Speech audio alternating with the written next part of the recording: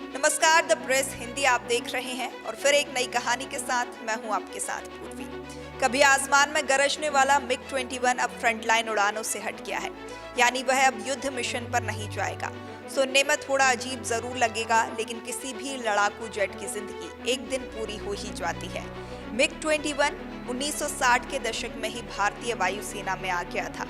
दशकों तक उसने एयर शो, युद्ध अभ्यास और असली ऑपरेशन में अपनी मौजूदगी दर्ज कराई। वह पीढ़ी दर पीढ़ी पायलटों की यादों में एक पहचान बन गया। पर अब उसकी कहानी का नया अध्याय शुरू हो चुका है, डीकमीशन। यानी जब किसी एयरफ्रेम की लाइफ खत्म होती है या उसमें बड़ी खराबी आ जाती है तो उसे सबसे पहले ग्राउंड कर दिया जाता है। विशेषज्ञों की टीम हर छोटे बड़े हिस्से की जांच करती है और डीकमीशन रिपोर्ट बनाती है। रिपोर्ट में तय होता है कि क्या हटाना है, क्या सुरक्षित करना है और एयरक्राफ्ट को आगे किस रूप में भेजा जा सकता है। सबसे संवेदनशील काम होता है एवियोनिक्स और हथियारों का हटाना। सारे सेंसिटिव उपकरण निकाले जाते हैं जिससे सुरक्षा बनी रहे। फिर उसे उड़ान आयोग यानी अनफ्लाएबल कर दिया जाता है।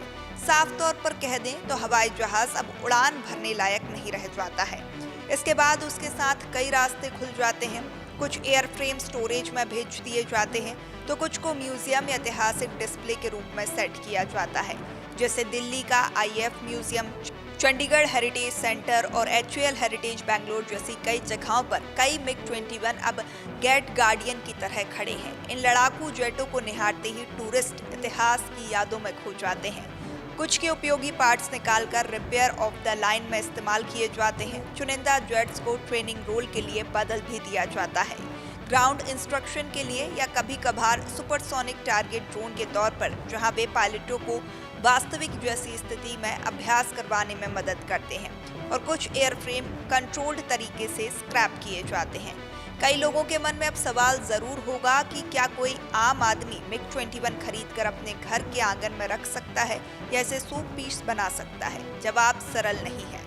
प्राइवेट तौर पर ऐसा करने के लिए आसान रास्ता नहीं है।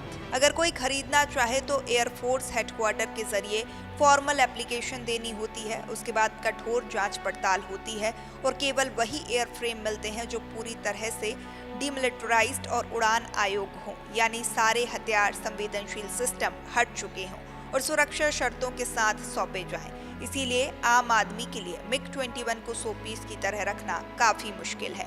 हाँ, एक रास्ता है, संस्थान या म्यूजियम के साथ पार्टनरशिप।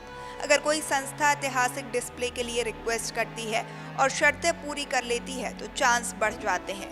सच तो यह है कि मिग 21 अब भले ही आसमान में ना उड़े पर जिंदा रहेगा, किसी म्यूजियम में, किसी प्रशिक्षण मैदान में, किसी स्टैटिक डिस्प्ले में या पायलटों की यादों में। उसका फाइटर स्पिरिट मिटा नहीं है, बस उसकी उड़ान का रूप बदल गया है। आपको कैसी लगी ये अहम जानकारी हमें कमेंट कर बताएं। साथ ही ऐसी स्पेशल स्टोरीज के लिए बने रहें द प्रेस हिंदी के साथ।